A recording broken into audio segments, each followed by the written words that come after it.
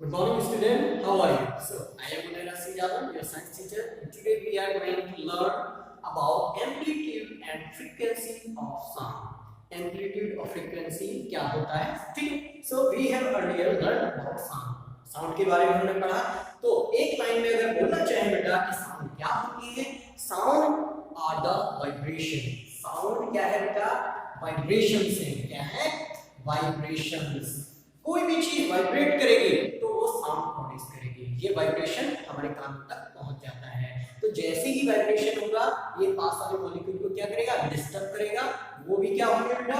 Vibrate होंगे और सीधा हमारे कानों तक जाएंगे. कान भी तीन पार्ट में होता है. आपका ईयर है ना, तीन पार्ट में होता है. ये आपका आउटर ईयर, इसके थोड़ा आगे जाएंगे इनर ईयर, और उसके अंदर जाएंगे तो मिडिल ईयर. देखिए एक होता है आउटर, ठीक है, सबसे बाहर वाला पार्ट. फिर होता है मिडिल, फिर होता है बेटा इनर ईयर. तो इन तीनों पार्ट से होके आपका साउंड कहां तक जाता है? ब्रेन तक. ठीक है, ओके. अब बात कर लेते हैं चलो एम्पलीट्यूड और फ्रीक्वेंसी की. तो देखिए जनरली हम जो भी वेव है या जो भी साउंड क्या है कि वेव है, तो वेव्स को बेटा कैसे शो करते हैं? इस तरह से. ये देखो ये साउंड जा रहा है, ठीक है, ये साउंड क्या कर रहा है? ट्रेवल.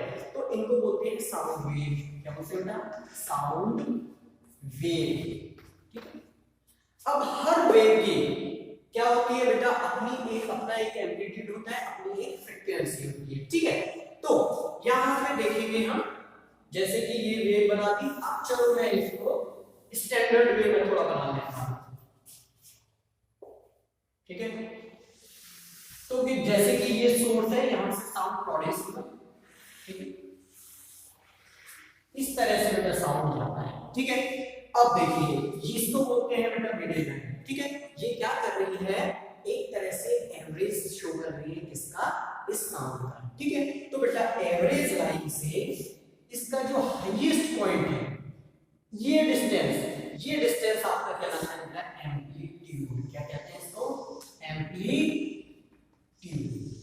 ठीक है.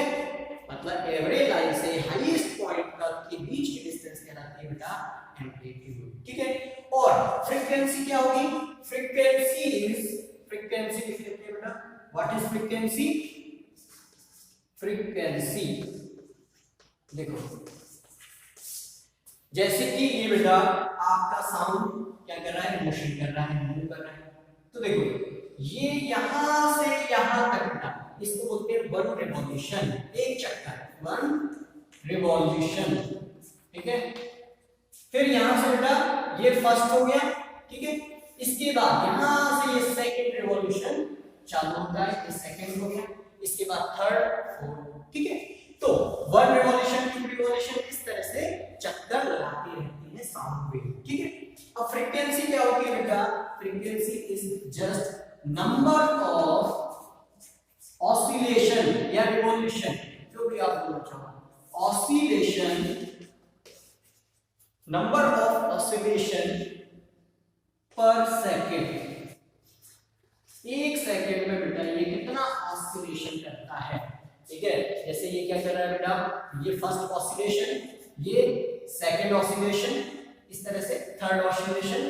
तो बेटा नंबर ऑफ ऑसिलेशन पर सेकेंड. एक सेकेंड में बेटा आपका जो साउंड वेव है वो कितना ऑसिलेशन कंप्लीट करेगा, तो क्या कहलाता है इसका? फ्रीक्वेंसी. तो ये तो हो गया बेटा आपका साइंटिफिक लैंग्वेज में. अब चलो देसी भाषा में थोड़ा समझ लेते हैं. बेटा आपका एम्पलीट्यूड और कुछ नहीं, लाउडनेस है. क्या है? लाउडनेस. जितना ज्यादा आपका एम्पलीट्यूड होगा, वॉइस उतनी ही लाउड होगी. जैसे कभी सुनते हो ना, जैसे मैं अगर वॉइस निकालूं तो बहुत दूर तक जाएगी. कोई छोटा बच्चा है तो वो बहुत कम दूरी तक अपनी साउंड को पहुंचा पाएगा. Why? Because I have more loudness in my sound in comparison to that little child. ठीक है. तो मेरा एम्पलीट्यूड क्या है? हाई है, इसलिए मेरी वॉइस की लाउडनेस क्या है? ज्यादा है. ठीक है. तो एम्पलीट्यूड किसको शो करता है बेटा? लाउडनेस को. याद रहेगा. इसके बाद बात करते हैं बेटा आपकी फ्रीक्वेंसी की. तो फ्रीक्वेंसी क्या है? नंबर ऑफ ऑसिलेशन पर सेकंड. देसी भाषा में बेटा फ्रीक्वेंसी को बोलते हैं श्रिलनेस. श्रिल नेक्स्ट तीखापन, ठीक है, कितना तीखा है, तीखा स्वाद वाला नहीं होता आपका, टेस्ट वाला नहीं, मिर्च वाला तीखा नहीं बोल रहे हैं, ठीक है, ये साउंड का तीखापन है। जैसे कभी कभार छोटे बच्चे इतना तेज चलाते हैं कि ऐसा लगता है कान के पर्दे ही फट जाएंगे, है ना, तो वो क्या है एकदम चीखते हैं, तो उनकी स्ट्रेस क्या है बहुत ज्यादा, क्यों, उनकी फ्रीक्वेंसी बहुत ज्यादा होती है। तो देखो मैं कुछ यहाँ पे साउंड वेव बनाने जा रहा हूँ, देखो ये फर्स्ट साउंड वेव है, ये इस तरह से, ठीक है, second sound wave, third sound wave,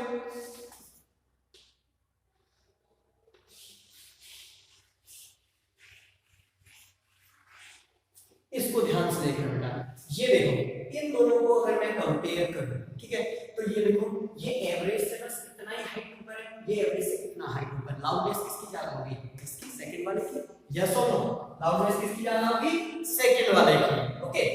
अब देखो जैसे कि ये वाला फर्स्ट और थर्ड है, ठीक है, पहले हम फर्स्ट और सेकंड देखते, तो लाउडनेस किसकी आई बेटा, सेकंड की ज्यादा। अब स्टिलनेस फ्रीक्वेंसी की बात करते हैं कि 1 और 3 में किसकी ज्यादा है, तो 1 और 3 में बेटा देखो फ्रीक्वेंसी का क्या मतलब है, 1 सेकंड में कितना ऑसिलेशन लगाना है, तो देखो बेटा ये 1 सेकंड कितने में हो पाया, और केवल 1 या 2 ऑसिलेशन हुए, यहाँ 1 सेकंड में 3 या 4 ऑसिलेशन कर लिए, तो बेटा ये देखो ये पास पास है, देखो इसकी साउंड वेव क्या है, श्रिंक है, ठीक है, पास पास है, इनके बीच में डिस्टेंस बहुत कम है, तो 1 सेकंड में बहुत ज्यादा ऑसिलेशन कंप्लीट करेंगी, इसीलिए बेटा इसकी स्टिलनेस क्या है, बहुत ज्यादा है, ठीक है, इन कंपैरिजन टू फर्स्ट। तो बस यही है बेटा आपका एम्पलीट्यूड और फ्रीक्वेंसी, एम्पलीट्यूड होता है लाउडनेस, फ्रीक्वेंसी होती है स्टिलनेस, ठीक है। कोई बोले कि बना के बताओ, तो देखो एम्पलीट्यूड इस तरह से बनता है, ठीक है, जिसमें कि क्या है, ये साउंड वेव हाइट में क्या होती है, बड़ी होती है, ठीक है, ज्यादा होती है, और सिर्फ कौन होगा, फ्रीक्वेंसी किसकी, जो पास पास में हो, देखो ये पास पास में नहीं है, बस इनकी हाइट ज्यादा है, ये देखो पास पास में, तो इनकी फ्रीक्वेंसी क्या है, ज्यादा है।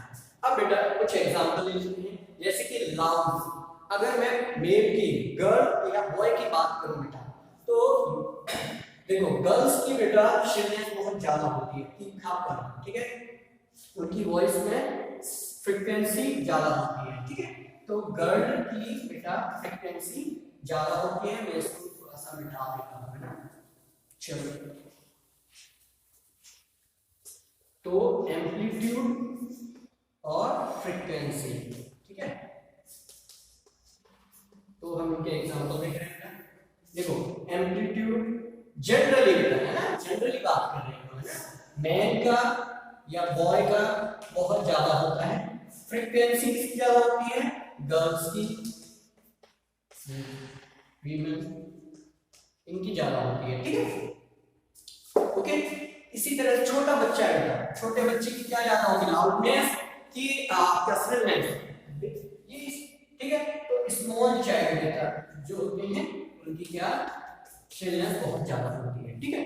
अब इसको नापते किसमें, किसकी साउंड ज्यादा है, किसकी कम, ठीक है, तो जैसे कि हम बेटा साउंडनेस को नापते हैं डेसिबल से, जैसे आपका वेट है, किस में नापते हो, केजी में, सर मेरा 50 केजी वेट है, मेरा 60 केजी वेट है, तो ऐसे बेटा साउंड की लाउडनेस को नापा जाता है, इसकी यूनिट है डेसिबल, क्या है डेसिबल, इसको मैं रख कर देता हूं,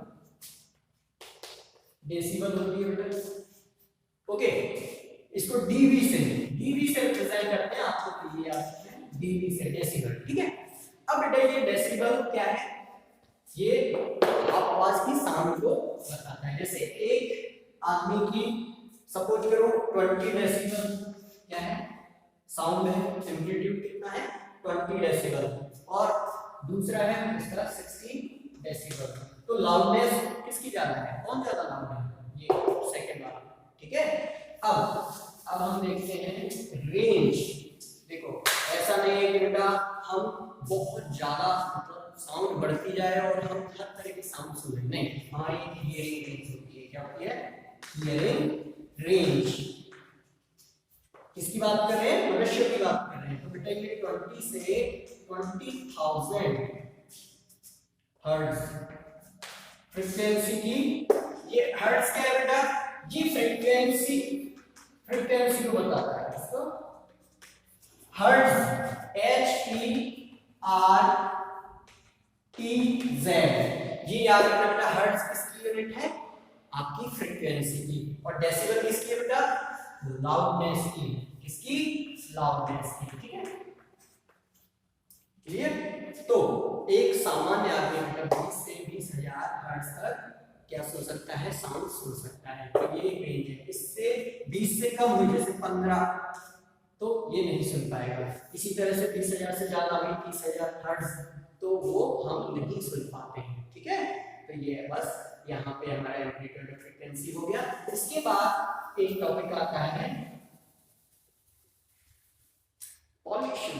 देखिए, हम मनुष्यों ने ऐसा कर दिया है कि बेटा हर तरह का पॉल्यूशन कर दिया है। वाटर पॉल्यूशन ले लो, एयर पॉल्यूशन ले लो, ठीक है। अब तो साउंड पॉल्यूशन भी हो गया, जिसको नॉइज बोलते हैं, ठीक है। माइंड पॉल्यूशन हो गया। हर तरह का पॉल्यूशन के लिए केवल एक ही एंटिटी जिम्मेदार है, वो है कौन, हम खुद, ठीक है। तो इससे हमको बचना चाहिए। तो साउंड का जो पॉल्यूशन होता है, क्या, साउंड का पॉल्यूशन, उसको बोलते हैं बेटा नॉइज। क्या बोलते हैं, नॉइज, ठीक है। जैसे आपने देखा होगा किसी का घर अगर रोड के एकदम बगल है, तो ऐसा लगता है कि हमेशा वहां पे आवाज लगती है, तो इतना ज्यादा डिस्टरबेंस होता है, इतना ज्यादा इरिटेशन होता है कि पूछिए मत, ठीक है। तो इसमें क्या होता है बेटा, नॉइज में अनवांटेड साउंड आती है। ऐसी अनवांटेड, हमारे कानों को वो पसंद नहीं है, लेकिन फिर भी नॉइज होती है। जैसे कि आप बाजार में जा रहे हैं, ठीक है, मार्केट में, कंजेस्टेड मार्केट है, उसमें इतना ज्यादा शोरगुल होता है, ठीक है।